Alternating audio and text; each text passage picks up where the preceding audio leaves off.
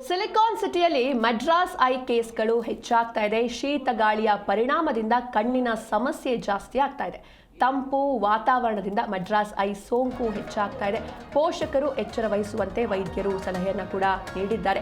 ಶಾಲಾ ಮಕ್ಕಳಲ್ಲಿ ಈ ಒಂದು ಮಡ್ರಾಸ್ ಐ ಸೋಂಕು ಹೆಚ್ಚಾಗಿ ಕಾಣಿಸ್ತಾ ಇದೆ. ರಾಜ್ಯದಲ್ಲಿ ಚಳಿ ಜಾಸ್ತಿ ಆಗ್ತಾ ಇದೆ. ಈ ಹಿನ್ನೆಲೆಯಲ್ಲಿ ಮಡ್ರಾಸ್ ಐ ಪ್ರಕರಣಗಳು ಕೂಡ ಜಾಸ್ತಿ ಆಗ್ತಾ ಇದೆ. ಅದರಲ್ಲೂ ಸಿಲಿಕಾನ್ ಸಿಟಿಯಲ್ಲಿ ಈ ಒಂದು ಮಡ್ರಾಸ್ ಐ ಸೋಂಕು ಏನಿದೆ ಜಾಸ್ತಿ ಆಗ್ತಾ ಇದೆ. ಆರೋಗ್ಯ ಇಲಾಖೆಯಿಂದ ಕೆಲವೊಂದಿಷ್ಟು ಗೈಡ್ಲೈನ್ಸ್ ಕೂಡ ಬಿಡುಗಡೆ ಮಾಡಲಾಗಿದೆ. ದಿನದಿಂದ ದಿನಕ್ಕೆ ಆಸ್ಪತ್ರೆಗಳಲ್ಲಿ ಮಡ್ರಾಸ್ ಐ ಟೆನ್ಷನ್ ಜಾಸ್ತಿ ಆಗ್ತಾ ಇದೆ. ಬೆಂಗಳೂರು ಸೇರಿದಂತೆ ರಾಜ್ಯದಲ್ಲಿ ಸಾಕಷ್ಟು ಚಳಿ ಇದೆ. ಹೀಗಾಗಿ ಮಡ್ರಾಸ್ ಐ ಕೇಸ್ಗಳು ಜಾಸ್ತಿ ಆಗ್ತಾ ಇದೆ. ಅದರಲ್ಲೂ ಕೂಡ ಸ್ಕೂಲ್ ಮಕ್ಕಳಲ್ಲಿ ಇದು ಕಾಣಿಸ್ತಾ ಇದೆ. ಅಂದರೆ ಇದು ಒಬ್ಬರಿಂದ ಒಬ್ಬರಿಗೆ ಹರಡುತ್ತೆ. ಹೀಗಾಗಿ ಈ ಮಡ್ರಾಸ್ ಐ ಪ್ರಕರಣಗಳ ಸಂಖ್ಯೆ ಹೆಚ್ಚಾಗ್ತಾ ಇದೆ. ಆರೋಗ್ಯ ಇಲಾಖೆ ಹಾಗೂ ಮಿಂಟೋ ಕಣ್ಣಿನ ಆಸ್ಪತ್ರೆಯ ವೈದ್ಯರು ಅಲರ್ಟ್ ಕೂಡ ನೀಡಿದ್ದಾರೆ. ತೇವಾಂಶದ ವಾತಾವರಣದಿಂದಾಗಿ ಮಡ್ರಾಸ್ ಐ ಕಣ್ಣಿನ ಸೋಂಕು ಹೆಚ್ಚಳವಾಗಿದೆ.